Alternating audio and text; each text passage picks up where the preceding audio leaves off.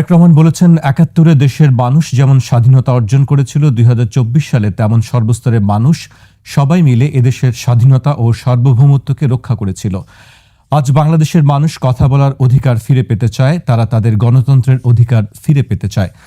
তিনি বলেছেন, আমাদের সময় এসেছে সকলে মিলে দেশ গড়ার। এ দেশে পাহাড়ের, সমতলের, মুসলমান, হিন্দু, বৌদ্ধ, খ্রিস্টান সবাই আছে। আমরা নিরাপদ বাংলাদেশ গড়ে তুলতে চাই, যে বাংলাদেশে একজন নারী, পুরুষ, শিশু যেই হোক না কেন নিরাপদে ঘর থেকে বের হলে যেন নিরাপদে ফিরতে পারে। শহীদ ওসমান হাদিকে স্মরণ করে তারেক রহমান বলেন, ওসমান হাদি চেয়েছিলেন এদেশের মানুষ অর্থনৈতিক অধিকার ফিরে পাক। ৭১-এ যারা শহীদ হয়েছেন, ২৪-এ যারা শহীদ হয়েছেন, তাদের রক্তের ঋণ শোধ করতে হলে প্রত্যাশিত বাংলাদেশ গড়ে তুলতে হবে। তরুণ প্রজন্মই আগামীতে দেশ গড়ে তুলবে বলেন তিনি। গণতান্ত্রিক, শক্তিশালী, অর্থনৈতিক ভিত্তির উপর দেশকে গড়ে তোলার উপর জোর দেন তিনি পরপর ৩বার বলেন, আমরা দেশের শান্তি চাই। মার্টিন লুথার কিং এর আই হ্যাভ এ ড্রিম উক্তির উল্লেখ করে তারেক রহমান বলেন, আই হ্যাভ এ প্ল্যান। দেশকে গড়ে তুলতে পরিকল্পনা রয়েছে জানিয়ে তারেক রহমান বলেন, প্রত্যেক মানুষের সহযোগিতা তার প্রয়োজন, তাহলে পরিকল্পনা বাস্তবায়ন করা সম্ভব হবে বলেন তিনি। তুষার ভাই, আপনি তার এই বক্তব্যকে কিভাবে দেখেন? সংযত বক্তব্য ছিল। উনি যেটি করেছেন, অধিক আবেগে আক্রান্ত হন নাই, খুবই মেপে কথা বলেছেন, শব্দচয়ন করেছেন পলিটিক্যালি কারেক্ট, ফলে ভালো একটা বক্তৃতা হয়েছে। এই বক্তৃতায় আবেগ এবং উচ্ছ্বাসের চাইতে যুক্তির প্রাধান্য ছিল। তিনি নিজের ব্যক্তিগত প্রসঙ্গ আনেন নাই, কোনো শোক, কোনো দুঃখ, বেদনা কিচ্ছু বলেন নাই, নিজের কোনো পাওয়া না পাওয়া নিয়ে কথা বলেন নাই। এগুলি খুবই ভালো দিক। একটা বক্তৃতাতে নেতা তার নিজের বিষয়ে তেমন একটা কিছু বলেন নাই। মানুষের আবেগ স্বাভাবিক, কারণ এত বছর পরে উনি বাংলাদেশে ফিরেছেন এবং এই মুহূর্তে বেগম জিয়া যেহেতু অসুস্থ, ফলে তিনি আসলে দলের কাণ্ডারি এবং তার সিদ্ধান্তই চূড়ান্ত সিদ্ধান্ত। দল তার অপেক্ষায় ছিল, বাংলাদেশের মানুষ যারা তার ভোটার তারা অপেক্ষায় ছিলেন, এমনকি তার প্রতিপক্ষ যারা তারা অপেক্ষায় ছিলেন এবং এখনো প্রতিপক্ষ তৎপর হয়ে থাকবেন যে তিনি কোথাও কিছু ভুল বলেন কিনা, কোথাও এমন কিছু বলেন কিনা যেটা নিয়ে সমালোচনা করা সম্ভব। সবকিছু মিলে আমি বলবো যে আশানুরূপ প্রত্যাবর্তন হয়েছে। এয়ারপোর্ট থেকে শুরু করে ৩৬ জুলাই এক্সপ্রেসওয়ে, সম্ভবত এটাই নাম, আমরা কেন ৩০০ ফিট বলি, ৬০০ ফিট বলি আমি জানি না। বাংলাদেশে এমন এক দেশ যেখানে রাস্তার মাপ দিয়ে লোকজন নামকরণ করে, এটা পৃথিবীর আর কোথাও আপনি পাবেন না। ২০ ফিট, ৪০ ফিট, ৬০ ফিট, এটা কন্ট্রাক্টররা হিসাব করবে, কিন্তু আপনি দেখবেন যে আমাদের এটা আছে আমাদের সমাজে।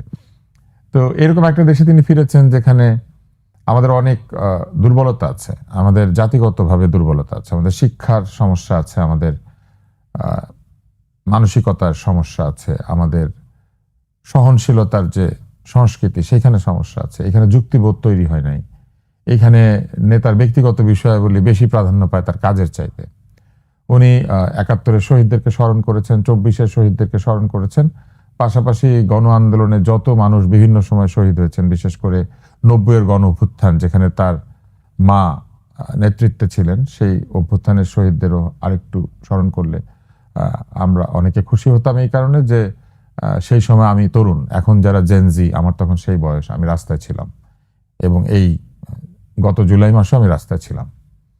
সবকিছু মিলে আমি খুশি। বক্তৃতাটা খুবই চমৎকার, আমার ভালো লেগেছে। এই বক্তৃতার একটা জায়গা আছে যেখানে উনি মার্টিন লুথার কিং এর আই হ্যাভ এ ড্রিম, সেই বিখ্যাত বক্তৃতার একটা সম্পর্ক টেনে বলেছেন যে আই হ্যাভ এ প্ল্যান। তো তার মানে ড্রিমটা তিনি আগেই দেখেছেন, কেননা প্রথমে নেতা ড্রিম করেন, তিনি স্বপ্ন দেখেন, তারপরে সেই স্বপ্নকে ঘিরে পরিকল্পনা করেন, তারপরে সবাইকে সাথে নিয়ে বা যত মানুষকে পাওয়া যায় সকলকে সাথে নিয়ে সেই পরিকল্পনা বাস্তবায়ন করেন। তারপরে সেই বাস্তবায়নের পরে সেই বাস্তবায়িত পরিকল্পনা মানুষের জীবনে কতটুকু পরিবর্তন আনলো কি আনলো না, সেই ইম্প্যাক্ট অ্যাসেসমেন্ট বা ইভ্যালুয়েশন করেন এবং তারপরে সেখানকার ভুল ত্রুটি থেকে শিক্ষা নিয়ে সেই প্ল্যানকে আরো নিশ্ছিদ্র করে আবার ভুলগুলি দূর করেন। ফলে আমার ধারণা যে স্বপ্নের ব্যাপারটি তিনি যেহেতু দীর্ঘ সময় বিদেশে ছিলেন, এই সময়টাতে তিনি দেখেছেন এবং তারপর পরিকল্পনাটাও করেছেন।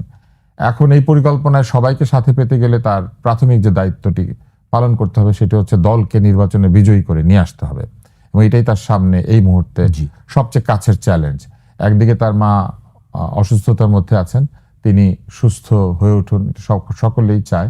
কিন্তু এই অসুস্থতার মধ্যেও তাকে একদিকে যেমন মায়ের যত্নের দিকে মনোযোগ দিতে হবে, আরেকদিকে দেশের যত্নে মনোযোগ দিতে হবে, দলের যত্নে মনোযোগ দিতে হবে।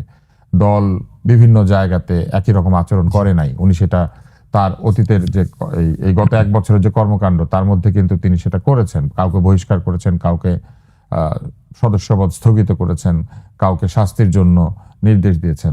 এই কাজগুলি তিনি যেহেতু করে এসেছেন, তিনি জানেন যে দল কি অবস্থায় আছে। ফলে এটা তার একটা চ্যালেঞ্জ যে দলকে পুরোপুরি গুছিয়ে নিয়ে নির্বাচনের যে লড়াই, সেই লড়াইতে ঝাঁপিয়ে পড়তে হবে এবং সেইখানে দলকে বিজয়ী করে আনতে হবে। দল বিজয়ী হয়ে আসার পরে তিনি এই প্ল্যান বাস্তবায়ন করার জন্য যথেষ্ট ক্ষমতা এবং সুযোগ দুটোই পাবেন। কোনো কারণে যদি দল বিজয়ী নাও হয়, তারপরেও তার বিরাট দায়িত্ব আছে। দল বিজয়ী না হলেও কিন্তু তার মানে বিরোধী দলে থাকবে, এবং যদি বিরোধী দলে থাকে তাহলে সেক্ষেত্রেও তার বিরাট দায়িত্ব রয়েছে। ফলে তিনি একটা গুরু দায়িত্ব মাথায় নিয়ে দেশে ফিরেছেন। জি, আপনি বলছিলেন যে তার বক্তব্যটি খুবই গোছালো এবং কনস্ট্রাকটিভ একটি বক্তব্য, সেটি আসলে আমরা সবাই দেখেছি। বক্তব্যের যে বিষয়টি আমার কাছে আরেকটি বিষয় খুব লেগেছে, যেটি হচ্ছে নিরাপদ বাংলাদেশের কথা তিনি বলেছেন, যে জায়গাটি তিনি জোর দিয়েছেন প্রত্যাশিত বাংলাদেশের কথা বলেছেন। নিরাপত্তা ইস্যুটা তার কাছেও আসলে গুরুত্বপূর্ণ বিষয়। নিরাপদ বাংলাদেশের বিষয়টি তিনি বলেছেন, এটা আসলে মানুষের চাহিদা। তার নিরাপত্তা তো রাষ্ট্র দেবে এবং তার নিজের সেই সক্ষমতা আছে, দলের সক্ষমতা আছে। মানুষের জন্য নিরাপত্তা চেয়েছেন, এটা আসলে মানুষের ভাষা। এটা আমার ভালো লেগেছে এই জন্য যে মানুষ কি চায় এটা তিনি বোঝার চেষ্টা করেছেন। একটা স্বাভাবিক জীবনে তিনি ছিলেন, যে জীবনটা বাংলাদেশে আসার পর অস্বাভাবিক হয়ে যাওয়ার সম্ভাবনা আছে। এই জায়গাতে তার প্রতি আমার ছোট হলেও একটা পরামর্শ থাকবে, সেটি হচ্ছে যে এই স্বাভাবিক জীবন যেন কেউ বিঘ্নিত করতে না পারে। আমাদের বাংলাদেশে নেতা 24 ঘন্টা মানুষের পেছনে সময় দিবেন, সারাক্ষণ মানুষের পিছনে সময় দিয়ে জীবনকে ক্ষয় করে ফেলবেন, সারাদিন তিনি এই বিচার আচারে ব্যস্ত থাকবেন, দেশ চালাবেন, এটা চালাবেন, সেটা চালাবেন, মানে তার নিজের ব্যক্তিগত জীবন বলতে কিছু নাই। আমি শুধু বলবো যে ছবিগুলি আমরা দেখেছি, তার একটা বিড়াল, তার একটা ছোট্ট কোণার একটা টেবিল যেখানে বসে তিনি কম্পিউটার চালান, তার মেয়ে, তার স্ত্রীর সাথে তার অন্তরঙ্গ মুহূর্ত, তার পারিবারিক মুহূর্ত, সেরকম ছবি দেখেছি। বাসে ওঠার জন্য দাঁড়িয়ে আছেন, সেরকম ছবি দেখেছি। সব যদি সম্ভব নাও হয়, আমি বলবো তিনি যেন কোনোভাবেই বাংলাদেশের রাজনৈতিক সংস্কৃতিতে আরেকবার পা না দেন, বরং যে পরিবর্তনের কথা তিনি বলেছেন এবং যে পরিবর্তন তিনি সূচনা করতে চেয়েছেন, সেই পরিবর্তনের একটা অংশ হোক সকল রাজনীতিবিদ, সকল মানুষ যেন তার পরিবারকে অল্প সময় যতটুকু সে দিতে পারে দিক এবং একটা স্বাভাবিক জীবনের মধ্যে থাকুক। এই অস্বাভাবিক জীবন কি করে জানেন? সিদ্ধান্ত গ্রহণে বাধা দেয়, সিদ্ধান্তগুলি এরপরে ভুল হতে থাকে, সঠিক হয় না। কারণ এত চাপের মধ্যে নিদ্রাহীন, আহারহীন, মানে একটা এমন অবস্থা, এই লোক আসছে, এই লোক যাচ্ছে, এই রাজনৈতিক সংস্কৃতি থেকে যেন দল এবং রাজনীতিবিদরা বেরিয়ে আসতে পারেন, এটা আমি তার কাছে একটা অনুরোধ করব। তাহলে আজকে তিনি যেই শান্ত সৌম্য মূর্তিতে যে বক্তৃতা দিয়েছেন, এই বক্তৃতা তিনি দিতে পারবেন না, কারণ তাকে এমনভাবে লোকজন বিরক্ত করবে, এমনভাবে তেল নিয়ে এসে হাজির হবে, মানে আক্ষরিক তেল না, আপনি বুঝতেই পারছেন, তোষামতকারীরা এমনভাবে এসে হাজির হবে যে তাকে স্বাভাবিক দায়িত্বগুলি পালন করতে দেবে না। বাংলাদেশের মানুষের একটা বিরাট সমস্যা, আমি আশা করব এইটাকে তিনি বন্ধ করতে পারবেন। এখন আপনি যেটা বলছিলেন যে নিরাপত্তা, উনি যেই স্বাভাবিক জীবনের মধ্যে ছিলেন বলে বাংলাদেশের মানুষের নিরাপত্তার অভাবটা তিনি বুঝতে পেরেছেন। বাংলাদেশের মানুষ সন্ধ্যা হলে পরে বাড়ির বাইরে যেতে ভয় পাচ্ছে, একটা দামি কিছু হাতে থাকলে সেটা নিয়ে কোথাও যেতে গেলে ভয় পাচ্ছে। বাংলাদেশের মানুষ একা কোথাও দাঁড়িয়ে থাকতে পারছে না, সাথে দু একজনকে নিয়ে দাঁড়াতে হচ্ছে। এবং আমাদের ফেসবুক, ইউটিউব, আপনি সবখানে দেখবেন সন্ত্রাসের যে ভয়াবহ চিত্র। আমি মনে করি যে এইখান থেকে মানুষকে উদ্ধার করে নিয়ে আসা খুবই জরুরি। এরকম অস্বাভাবিক পরিস্থিতিতে মানুষ ব্যবসা করতে পারে না, স্বাভাবিক যে কাজগুলি সেগুলি করতে পারে না, এবং অধিকাংশ মানুষ তার চাকরি করে না, সেটা অফিসে কাজ করে না, রাস্তায় কাজ করে বাংলাদেশের মানুষ। ফলে রাস্তা যদি নিরাপদ না হয়, বাড়ির বাইরের অংশটা যদি নিরাপদ না হয়, তাহলে মানুষের আয় ব্যয় সবকিছু ক্ষতিগ্রস্ত হয়। আমি আশা করবো যে তিনি যে কথাটি বলেছেন এটা একদম ঠিক, যে মানুষের জন্য একটা নিরাপদ বাংলাদেশ চাই, মানুষ যেন মানুষকে ভয় না পায়, এরকম একটা বাংলাদেশ দরকার, এবং সেটা তিনি নিশ্চিত করবেন বলেছেন। এটা খুবই আশাব্যঞ্জক। জি, আরেকটি বিষয় আমি উল্লেখ করতে চাই, যেটি না করলেই নয়। আপনিও নিশ্চয়ই শুনেছেন তার বক্তব্য, আমিও শুনছিলাম, যখন তিনি বলছিলেন যে বাংলাদেশের মানুষ কথা বলার অধিকার ফিরে পেতে চায়। আপনি নিশ্চয়ই মনে আছে 21শে টেলিভিশনে তার লাইভ সম্প্রচারের কারণে, তার বক্তৃতা সম্প্রচারের কারণে একসময় 21শে টেলিভিশনের উপর খড়গ নেমে আসে এবং 21 টেলিভিশনের মাননীয় চেয়ারম্যান তাকে জেলে পর্যন্ত যেতে হয়েছিল। সেই জায়গা থেকে তিনি বলছেন যে আসলে বাংলাদেশের মানুষের কথা বলার অধিকার এর কথা তিনি আবারও বললেন। একসময় আমরা জানতাম যে একরকম নিষিদ্ধই ছিল, তার কথা বলারও জায়গা ছিল না, অধিকার ছিল না, বিশেষ করে গণমাধ্যমগুলোতে। আজকে আমরা সেই দৃশ্য, পুরো উল্টো দৃশ্য দেখলাম। আজকে দেশের গণমাধ্যমগুলো সারাদিনই লাইভ সম্প্রচার করেছে, কভারেজ দিয়েছেন। আপনি এই বিষয়গুলো কিভাবে দেখছেন? গণমাধ্যমের স্বাধীনতা, একুশে টেলিভিশনের বিষয় নিয়ে আপনি যদি কিছু বলেন। বাংলাদেশে গণমাধ্যমের স্বাধীনতা নাই, এখনো নাই। স্বাধীনভাবে গণমাধ্যম যদি চলতো তাহলে আপনি দেখতেন যে আমেরিকার মতো যদি হতো কিংবা ইউকের মতো, তাহলে আপনি দেখতেন যে ফক্স নিউজ একরকম নিউজ করছে, সিএনএন আরেক রকম নিউজ করছে, সিবিএস এক রকমের নিউজ করছে, এনবিসি আরেক ধরনের নিউজ করছে। কিন্তু বাংলাদেশের স্বাধীনতা নাই, এটা প্রমাণ হচ্ছে। আপনি দেখবেন সব ঢোল একই দিকে বাড়ি হচ্ছে, এবং এটাই প্রমাণ করে যে বাংলাদেশে গণমাধ্যমের কোনো স্বাধীনতা নাই, এখনো নাই। তবে যে বিষয়টি তিনি বলেছেন এটা খুবই আশাব্যঞ্জক, যে কথা বলার স্বাধীনতা মানুষ পাবে। কথা বলার স্বাধীনতা কে দিতে পারে? কথা বলার স্বাধীনতা দিতে পারে একজন আত্মবিশ্বাসী গণতান্ত্রিক শাসক। তিনি যদি বিশ্বাস করেন, একজন ব্যক্তি যদি বিশ্বাস করেন তিনি সঠিক পথে আছেন, ঠিক কাজটি করছেন, তাহলে কথা বলার স্বাধীনতা তিনি এই জন্য দেন যে প্রকৃত সমালোচকদের সমালোচনা থেকে তিনি তার ছোটখাটো ভুলগুলিকে দূর করতে পারেন, অথবা তিনি যদি কোনো বড় ভুলের দিকে এগুতে থাকেন, সমালোচকদের কথা শুনে তিনি নিজেকে ঠিক করতে পারেন। ফলে গণতান্ত্রিক শাসক জনগণের কথাকে ভয় পায় না। কিন্তু অগণতান্ত্রিক শাসক যত অগণতান্ত্রিক হবে ততই জনগণের মুখ সে বন্ধ করার চেষ্টা করবে, কারণ সে তো জানে সে অন্যায় করছে, এবং সে অন্যায়ের কথা কেউ মুখ ফুটে বলে ফেলবে সেটা তো সে চায় না। সেই কারণে দেশ যত গণতান্ত্রিক হবে মানুষ কথা বলার স্বাধীনতা এমনিতেই ফেরত পাবে। শাসক যত গণতান্ত্রিক মানুষের কথা বলার অধিকার তত বেশি। কিন্তু একটা সমস্যা আছে, কথা বলতে দিলে কিছু লোক আবার এমনভাবে কথা বলেন যেগুলি মানুষের শান্তি বিঘ্নিত করে, মানুষকে আক্রান্ত করে। একে অন্যকে হামলা চালানোর উদ্দেশ্য নিয়ে যদি কেউ কথা বলে, একে ধরো, তাকে মারো, তাকে ঠেকাও, তাকে বন্দি করো, তাকে সরিয়ে দাও, তাকে দেখানো যাবে না, এই ধরনের আদেশ নির্দেশ উপদেশ যারা দেন, এই লোকগুলি কিন্তু কথা বলার অধিকারকেই বন্ধ করতে চাইছেন। তাহলে কথা বলার বন্ধ করার পক্ষে যেন কেউ কথা বলতে না পারে, এটাও তাকে নিশ্চিত করতে হবে। কথা সকলেই বলবে, কিন্তু কেউ যদি এসে বলে অমুককে কথা বলতে দেওয়া যাবে না, তার কথাটা বন্ধ করতে হবে। এইটাই হচ্ছে গণতন্ত্র। গণতন্ত্র হচ্ছে এমন একটা শাসন ব্যবস্থা, যে ব্যবস্থা আপনি কথা বলবেন এবং আমি কথা বলবো, একে অন্যের কথা বলার অধিকারকে আমরা সংরক্ষণ করব।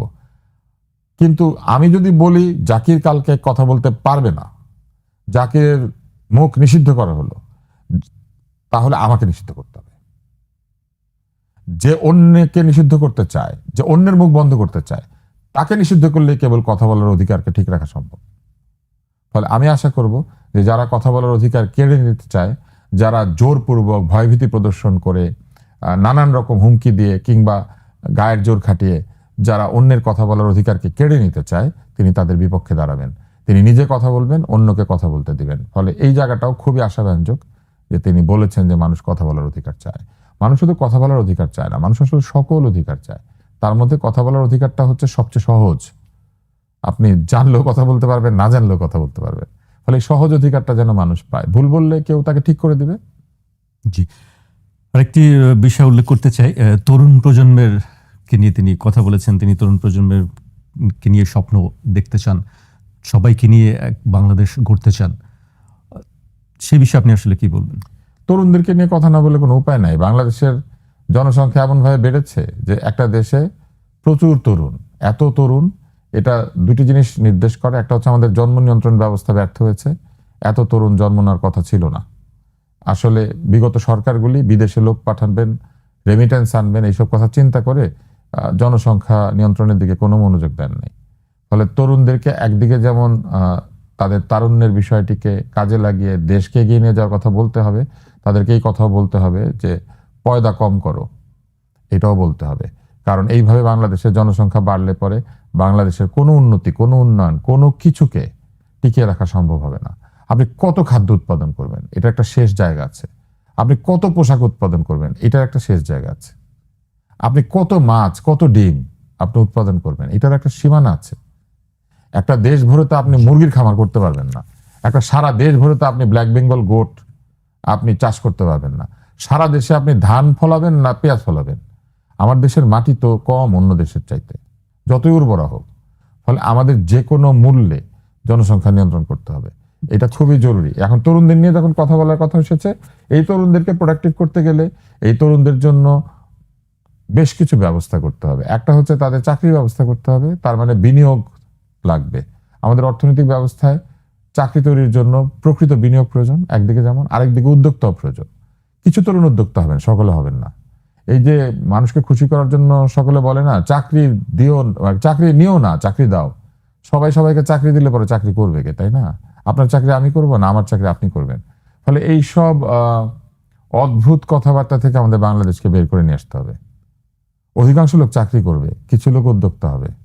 সব লোক যেমন বিজ্ঞানী হয় না, সব লোক উদ্যোক্তা হয় না।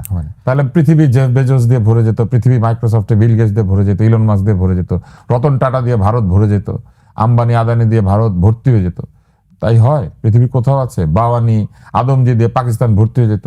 তাই না? এটা হয় না। জি, আমরা আজকে এই জন্য আমাদের প্রকৃত উদ্যোক্তাদের পেছনে দাঁড়াতে হবে, পুরো অর্থনীতিকে ঢেলে সাজাতে হবে। ফলে তিনি যেটা বলেছেন, তরুণদেরকে সাথে নিয়ে তিনি কাজ করতে চান। আমার ধারণা তার যে রাজনৈতিক পরিকল্পনা আছে সেটা তিনি বেশ কিছুদিন আগেই প্রকাশ করেছেন। বিএনপির এক ধরনের প্রতিশ্রুতি এসেছে, সেখানে প্রচুর চাকরির কথা আছে, আপনি দেখবেন। আমার ধারণা এই চাকরিগুলি যদি তিনি নিশ্চিত করতে পারেন, তরুণদের কাজ আসবে, কাজ আসলে তরুণরা আয় ব্যয় করবে, তরুণরা সংসার কি বুঝতে পারবে, জীবন কি বুঝতে পারবে। এখনো কিন্তু যে তরুণরা রাস্তায় আছে তারা জীবন কি এটা এখনো বোঝে না। এখনো বাড়িতে গেলে অনেকেই পিতার আয়ে সকালের নাস্তা দুপুরে ভাতটা হয়, নিজের আয় সকালের নাস্তা দুপুরে ভাত খেলে বুঝতে পারবে ফুলকপির দাম বাড়লে কি হয়, ডিমের দাম বাড়লে কি হয়। জি। ওই জায়গাতে যদি তিনি তরুণদেরকে নিয়ে যেতে পারেন, আমি বলবো এটা বাংলাদেশের জন্য একটা বিরাট উপকার হবে।